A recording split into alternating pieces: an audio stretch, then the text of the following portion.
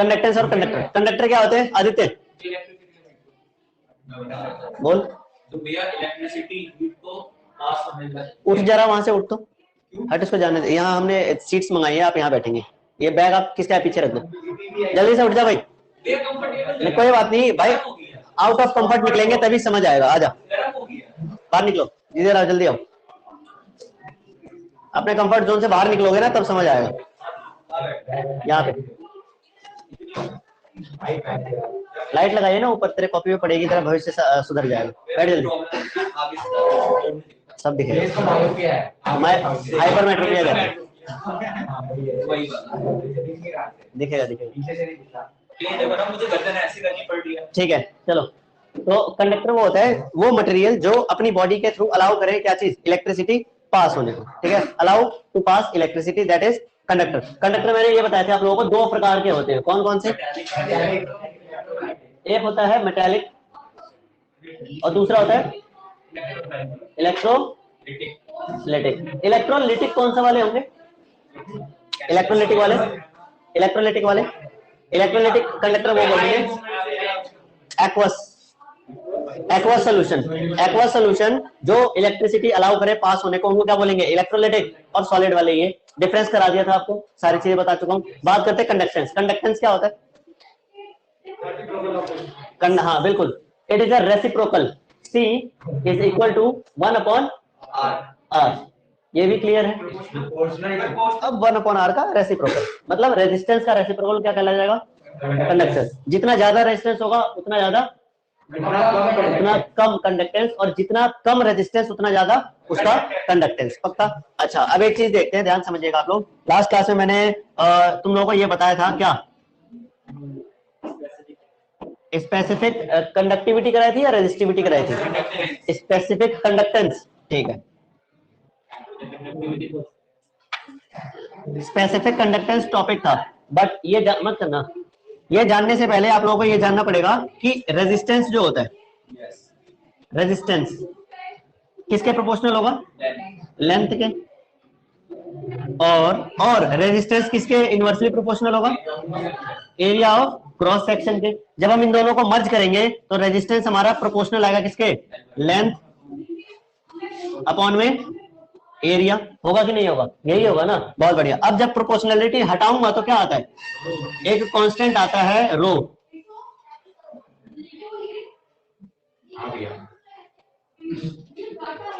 Upon में area, ये होगा। अब रो क्या चीज है? रो है एक कांस्टेंट, और उसको बोलते हैं हम रेजिस्टिविटी। पक्का? रो क्या है? रेजिस्टिविटी। किसकी रेजिस्टिविटी? उस मटेरियल की जिसका हम रेजिस्टेंस निकालेंगे। पक्का? ये क्लियर हुआ? अब बात आती है, चलो ठीक है आगे देखते हैं। अगर ये जो रेजिस्टिविटी है, अब एक बात करते हैं, स्पेसिफिक रेजिस्टिविटी क्या होती है? ऐसे कंडक्टर की रेजिस्टेंस जो 1 मीटर लेंथ का 1 मीटर एरिया। ओहो, इफ ऐसा रेजिस्टेंस नहीं, इफ अगर लेंथ 1 सेंटीमीटर हो, ठीक है, और एरिया 1 सेंटीमीटर स्क्वायर हो, ठीक है ना, तो 1 into 1 कितना हो जाएगा? 1, या 1/1 क्या हो जाएगा? 1 ही होगा। इस कंडीशन में आइए अंदर छुपा के लाया हो।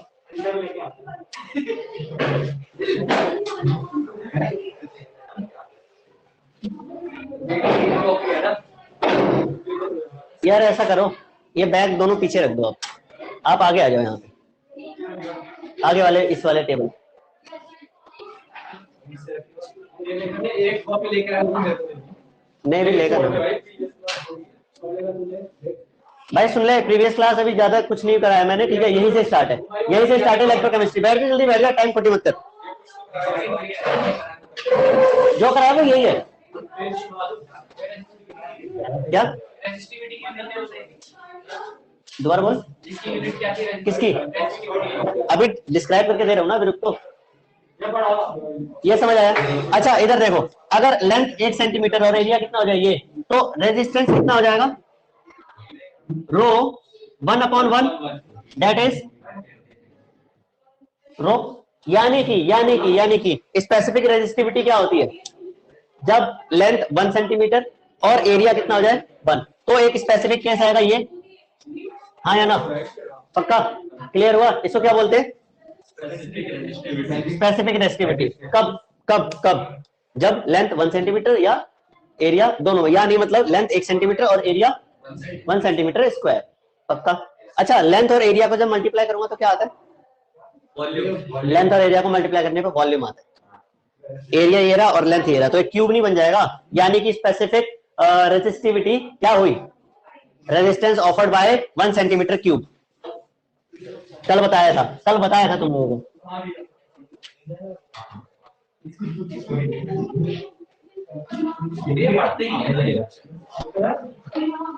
ये देख भाई, इसका ये कितना है? 1 सेंटीमीटर। ये कितना है? तो ये पूरा एरिया हो जाएगा, और ये यहां से लेकर यहां तक लेंथ कितनी है? 1 सेंटीमीटर। ये पूरा क्यूब बन गया ना, यानी कि resistance offered by 1 centimetre cube is known as specific resistivity, और वही तो रेजिस्टेंस होगा। पक्का ये समझ आया? ये क्लियर हुआ? अच्छा, आगे देखते हैं। इसी में इधर आ रहे हैं, ठीक है। ये है वी नो, दिख रहा है छोटे नमन? हाँ भैया। यार आयुष की बहुत दिनों से, ठीक है। चलो इधर देखो, हमें पता है आर किसके बराबर होता है? रो एल अपॉन ए है। सच बता तो थोड़ा सा पीछे हो जा।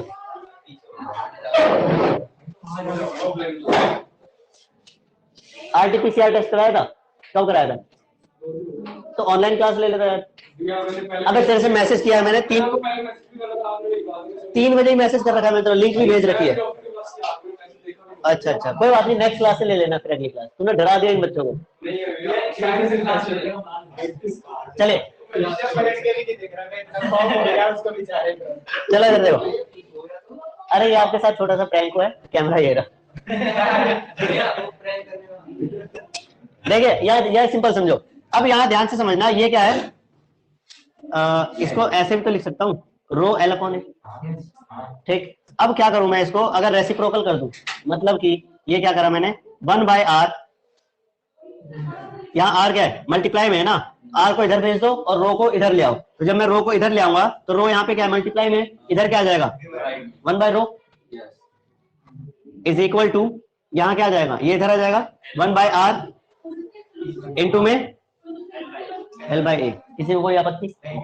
अच्छा, बहुत बढ़िया। अब यहाँ देखते हैं, 1 बाय रो ही रखते हैं अभी, ठीक है। अच्छा, 1 बाय आर क्या होता है? कंडक्टेंस, सी, हाँ या ना? और एल बाय ए को एल बाय ए ही रखो, पक्का?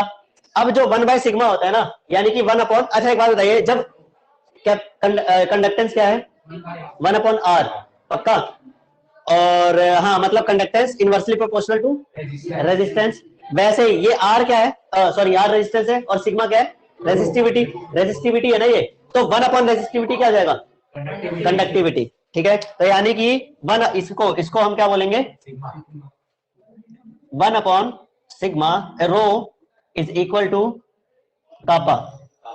हाँ, एक वर्ड है कापा। जैसे यार इसको सी, कंडक्टिविटी को दिखाने के लिए हमने सी बोला है, रेजिस्टेंस को शो करने के लिए आर बोला है, रेजिस्टिविटी को शो करने के लिए क्या बोला है? रो बोला है। वैसे ही कंडक्टिविटी को शो करने के लिए हम क्या बोलेंगे? कापा, ठीक है। बोल कापा, एनसीईआरटी में यूज किया है कापा। देखिए, तो इसको मैं क्या बोल दूं यहाँ पे? 1 अपॉन रो कापा है ना, तो यहाँ क्या रख दूं?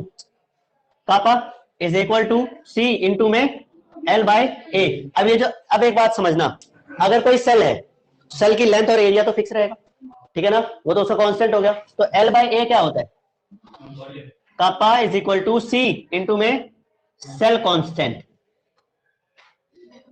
ठीक है जी। ये फॉर्मूला आया किसका? कापा। कापा क्या चीज है? स्पेसिफिक कंडक्टेंस या फिर कंडक्टिविटी। ये बात समझ आया? उतारेंगे कैसे? पहले ये वाला, फिर ये वाला, और फिर ये वाला। भैया ये जो था, ये कंडक्टेंस डायरेक्टली इनवर्सली प्रोपोर्शनल था ना रेजिस्टेंस के, हाँ। तो इधर इक्वल, आपने वो इक्वल क्यों लगा दिया? क्योंकि इसलिए लगाया, इनवर्सली हो गया ना ये, जितना रेजिस्टेंस होगा उतना कम कंडक्टेंस होगा। तो इसका टाइम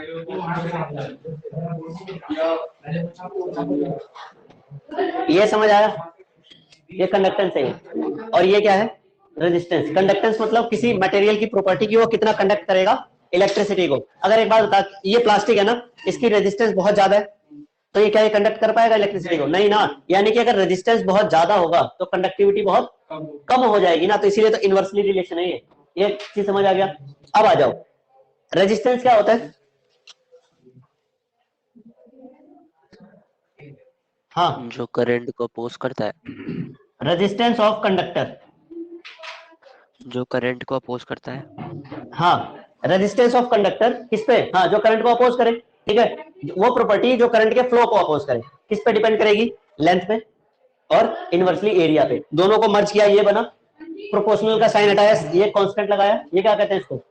रो। रो मतलब यहां लिख दूं, रो मतलब resistivity constant, resistivity.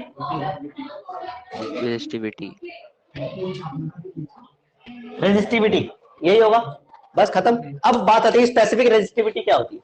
Resistivity clear हो गई, रेजिस्टेंस का फॉर्मूला आ गया। अब स्पेसिफिक रेजिस्टिविटी क्या होगी? स्पेसिफिक रेजिस्टिविटी एक कंडीशन होगा जब लेंथ 1 सेंटीमीटर और एरिया 1 सेंटीमीटर क्यूब, क्यूब नहीं स्क्वायर, ठीक है ना। तो 1/1 1 ही हो जाएगा, यानी कि उस कंडीशन में रेजिस्टेंस किसके इक्वल हो जाएगा? रेजिस्टिविटी के। रेजिस्टेंस इज इक्वल टू, बहुत बढ़िया, resistance is equal to resistivity. Clear हुआ? एक ये कंडीशन हो गया। और इसको क्या बोलते हैं? Specific resistivity. पक्का हो गया? लिखो आगे, लिखो इसमें, लिखो फटाफट, लिख ले भाई, लिख ले, लिखो कंडक्टेंस ऑफ 1 सेंटीमीटर क्यूब। हाँ, हेडिंग नहीं लिखवाने जा रहा हूँ कि होता क्या है, स्पेसिफिक कंडक्टेंस क्या होता है। ये 2 मिनट नोट कर लो। हाँ, सबने कर लिया भाई note. Conductance of 1 centimetre cube, 1 cm cube of an electrolytic solution. Conductance of है वॉल्यूम, वो बना नहीं रखा वहां पे क्यूब भाई, कहाँ है स्क्वायर? तेरे आंखों में क्या मोतिया बिंदु? उधर देखना, वहां क्यूब नहीं बनाया वहां पे, ये क्यूब नहीं दिख रहा क्या? 1 × 1 × 1 तो क्यूब। अरे लेंथ और एरिया को मल्टीप्लाई करके वॉल्यूम में था, अभी तो बोला था क्लास में। क्या क्या लिखवाया? Conductance of 1 centimetre 1 cm cube of an electrolytic solution is called specific conductance। 1 centimetre की पावर 3, हाँ, of an electrolytic solution is called specific conductance।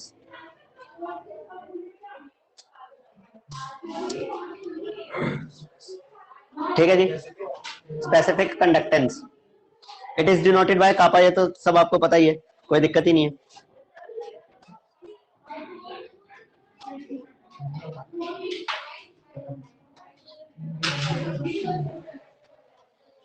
Specific conductance या फिर कंडक्टिविटी दोनों एक ही बात है, ठीक है ना। स्पेसिफिक कंडक्टेंस या फिर कंडक्टिविटी सबसे ज्यादा किसकी होती है? सिल्वर। सिल्वर कितनी? सिल्वर और भी होती है किसी की? कॉपर की सिल्वर से कम होती है, सिल्वर की सबसे ज्यादा, ठीक है। उससे भी ज्यादा होती है किसी की? नहीं होती है। सोडियम इन अमोनियम, अमोनिया जो होता है ना NH3 लिक्विड में, सबसे ज्यादा उसकी होती है। इलेक्ट्रोलाइटिक नहीं हो गया ये तो, कंडक्टेंस तो है ना। तुम लोग मान रहे हो, मैंने ये थोड़ी पूछा कि, मैंने तो जस्ट पूछा कंडक्टिविटी बताओ। अब आप लोगों ने खुद ही मान लिया कि हाँ मैं मेटल का ही बताऊंगा, तो मैं क्या करूं? यही बात है ना। देखो अगर मेटल की बात हो तो मेटल की बात में नो डाउट क्या होगा? सिल्वर, देन उसके बाद कॉपर। लेकिन क्या कंडक्टिविटी और होती है? हाँ और होती है। क्या होती है? सोडियम इन किसमें? NH3 लिक्विड में। NH3 बोले तो अमोनिया, ठीक है। कितनी होगी? लिख लो 6। सिल्वर की होती है 6.25 × 10 की पावर 3। लिख लो, इसमें लिख लो कंडक्टिविटी, कंडक्टिविटी लिख लो, हेडिंग डालो कंडक्टिविटी स्पेसिफिक। सबसे पहले क्या लिखेंगे आप लोग? सिल्वर कितनी होती है? 6.25 या 2 ही लिख लो बस, 6.2 इंटू 10 की पावर 3। 3 क्या होगा? कंडक्टेंस की सीमेंस होती है और सेल कांस्टेंट पर मीटर में देखा जाता है, तो सीमेंस मीटर पर एम। हाँ, ओम इनवर्स होता है सीमेंस लाला, ओम इनवर्स मीटर इनवर्स। पर इतना कॉम्प्लेक्स क्यों कर रहा है यार? सीमेंस पर मीटर डालना। क्या लिखा? कॉपर सिल्वर का कितना लिखा? ठीक है, कॉपर का होगा 5.9 इंटू 10 की पावर 3, थोड़ा सा कम हुआ। और सोडियम इन NH3 यानी कि sodium solution of NH3 5.9 into 10 की पावर 3, और इसका होता है 6.34 इंटू 10 की पावर 3। NH वाले का, सबसे ऊपर वाले का, Na वाले का 6.34 इंटू 10 की पावर 3। आयरन का कितना होगा? आयरन का कितना होगा? 1 इंटू 10 की पावर 3। आयरन का थोड़ा कम, बहुत ज्यादा कम होता है। 1 मल्टीप्लाई में 10 की पावर 3। ठीक है जी, हो गया, खत्म। लिखो। अच्छा, इससे एक थोड़ा सा और अगर मैं थोड़ा समझाना चाहूं तो इससे ये क्या चीज है? कापा मतलब कंडक्टिविटी। किसके इक्वल है? कंडक्टेंस यार, कंडक्टेंस इनटू में, ये हटा दो। टॉपिक क्या दिया? रुक जा, एक चीज मेरे को थोड़ा सा एडिट कराने दो उसमें।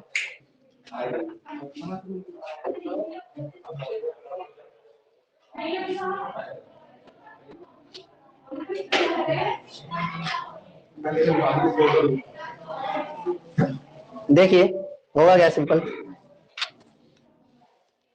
कापा is equal to C multiply में सेल कांस्टेंट। ठीक है जी, कापा मतलब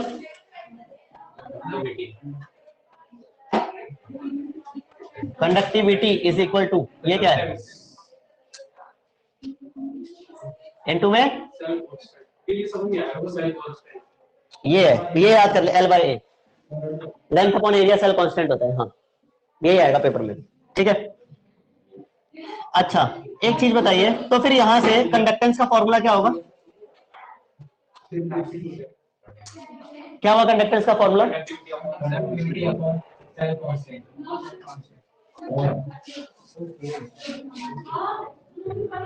हाँ या ना? यानी कि C is equal to kappa upon में सेल कांस्टेंट। ठीक है, पक्का। सेल कांस्टेंट को कई लोग अल्फा भी लिख देते हैं, बट हम सेल कांस्टेंट ही लिखेंगे। अच्छा, conductivity is equal to kappa upon में सेल कांस्टेंट क्या होता है? L बाय ए।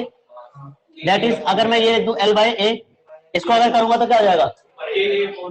बस, यानी कि C is equal to K kappa into में एरिया अपॉन में लेंथ। कोई दिक्कत किसी को? वो तो खैर यहां से भी आ जाता।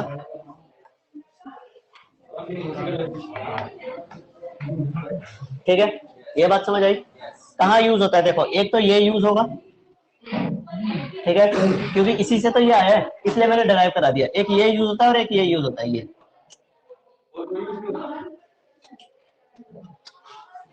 नहीं, क्योंकि ये आया कहां से है? सारा हमने किया तभी तो ये मेन आया है ना, मेन ये यूज हो जाएगा। और ज्यादा ज्यादा C पूछेगा तो यहाँ से K अपॉन सेल कांस्टेंट निकाल देगा। ठीक है, इसको छाप लो जल्दी। अरे चिल्लम चिल्ली इतनी हो रही है ना, तो बकवास करते रहोगे तो बकवास क्यों कर रहे हैं? फिर उतार ले जल्दी से।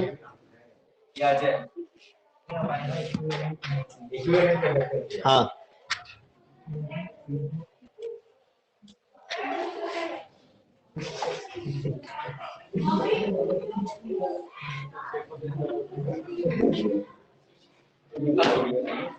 क्या होता है equivalent conductance? EQUIVALENT।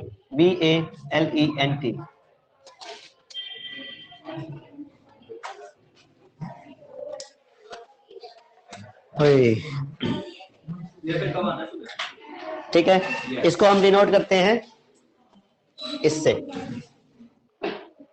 Lambda equivalent is equal to 1000 multiply में कापा अपॉन में n। Where where where where kappa क्या है? Conductivity.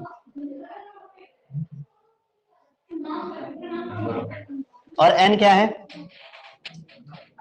Number of normality, normality आपको गिवन होगी, नॉर्मेलिटी गिवन होगी आपको, जैसे जैसे जैसे जैसे मोलैरिटी नॉर्मेलिटी ऐसा, ठीक है, समझ आ गई, क्लियर हो? हाँ अगला डालेंगे आप लोग, हाँ क्या है, नॉर्मेलिटी नहीं कराई, ये टॉपिक खत्म हो जाए नॉर्मेलिटी करा दूंगा। क्या होता है ऐसे ऊपर ऊपर से बता दो। ऊपर ऊपर से नहीं बताऊंगा भाई, ऊपर ऊपर से नहीं करवाना चाहिए, खराब हो जाता है।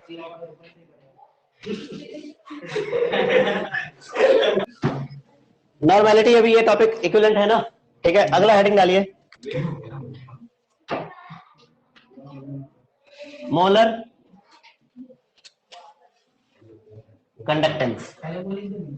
पहले ये फॉर्मूला उतार लीजिए, देन उसके बाद हेडिंग डालिए मोलर कंडक्टेंस। भाई सब कराऊंगा तो घबरा मत, बस करने वाला बन।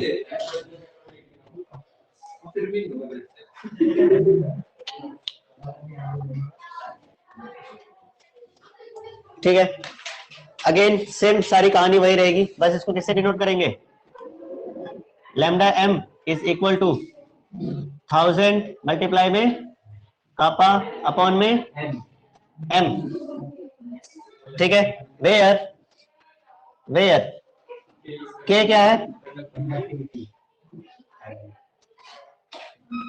और एम क्या है, बहुत बढ़िया, इंटेलिजेंट तो आप लोग हो ही गए।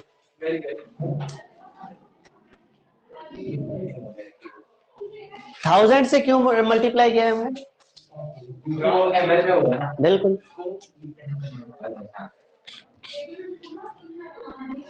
ठीक है जी, कर लें फिर इस पे कुछ न्यूमेरिकल्स है, या अभी कर लें,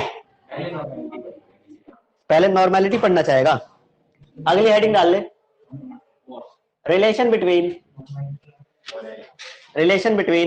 equivalent conductance and molar conductance, relation between equivalent conductance and molar conductance, कैसे होगा, कुछ आइडिया?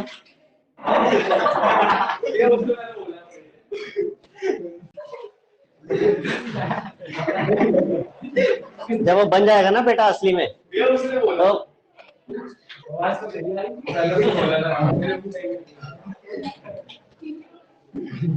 इतना जल्दी अगर बाप बनने का शौक है ना तो एक बार बन के देख लियो क्या क्या होता है, सिर पे नहीं और भी जगह पे बोझ पड़ेगा।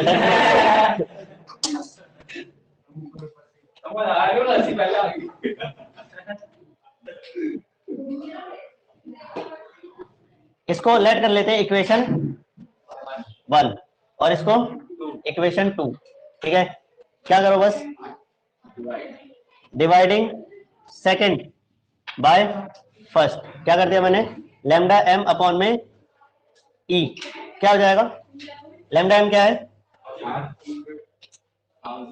अपॉन में, और यहाँ पे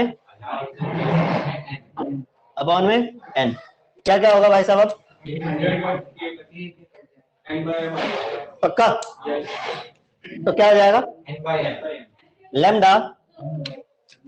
lambda M is equal to N lambda E upon में एम, पक्का, अरे बता दो, अगली क्लास में बताऊंगा नॉर्मेलिटी, इतना छोटा नहीं है, कम से कम 15 मिनट लगेंगे नॉर्मेलिटी में।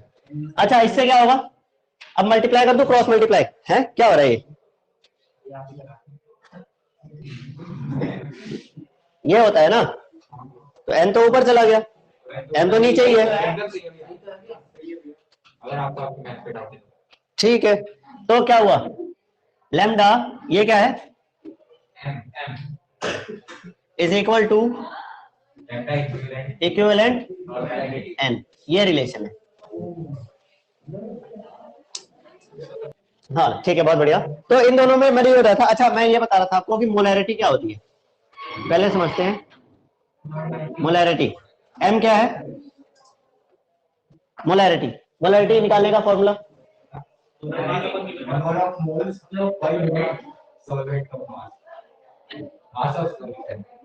Number of moles dissolve in हाँ volume of solution in litre, ठीक है। अच्छा इसी को हमें ये भी पता है, मोल्स क्या होते हैं, मोल्स क्या होते हैं, हाँ, गिवन वेट अपॉन में मॉलिक्यूलर वेट, या फिर अगर मॉलिक्यूल ना दिया हो, अगर एटम दिया हो तब क्या करेगा, हाँ, गिवन वेट अपॉन, हाँ, एटॉमिक वेट, ठीक है। इससे आप क्या निकाल लेंगे, अब गिवन वेट क्या है, कुछ भी हो सकता है, 50 ग्राम ऑक्सीजन, 60 ग्राम नाइट्रोजन, ठीक है ना, या फिर 10 ग्राम कॉपर, सबका पता है 50 ग्राम ऑक्सीजन, ऑक्सीजन गैस होती है O2, और यहां रखेगा 50 ग्राम गिवन वेट, और ऑक्सीजन गैस है और मॉलिक्यूल है तो मॉलिक्यूलर वेट। बात समझ आ रही है। अगर ये बोले कि 10 ग्राम कॉपर, तो गिवन वेट क्या रखेगा 10 ग्राम, और कॉपर का वेट कितना होता है 63.5, उससे मोल आ जाएगा उसका, ये मोल निकाल के इसमें पुट कर देगा जब बोल। अच्छा एक चीज और, अब क्या होता है, एक और होता है इसी में, तो मैं इसको ये लिख सकता हूं, गिवन वेट अपॉन में मॉलिक्यूलर वेट, और ये क्या नीचे वॉल्यूम ऑफ सॉल्यूशन है, ये किसमें लीटर में, अगर इसको ml में करना होगा तो अपॉन में करूंगा, डिवाइड होगा, ऊपर मल्टीप्लाई हो जाएगा, ठीक है ना, इनटू में क्या वॉल्यूम किसमें इन ml, और ऊपर क्या रख दूं मैं मल्टीप्लाई 1000, पक्का। ये क्या आ गया भाई साहब आपका मोलैरिटी, पक्का। अब बात करते हैं किसकी, नॉर्मेलिटी की, normality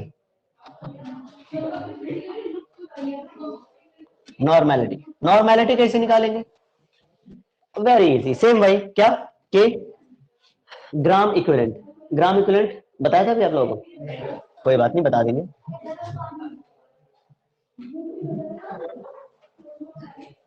gram equivalent of mass upon में क्या करेगा, वॉल्यूम ऑफ सॉल्यूशन किसमें, इन लीटर में, पक्का जी। ग्राम इक्विवेलेंट कैसे निकालोगे, अब ग्राम इक्विवेलेंट कैसे निकलेगा वापस, चलो पहले इतना कर लो।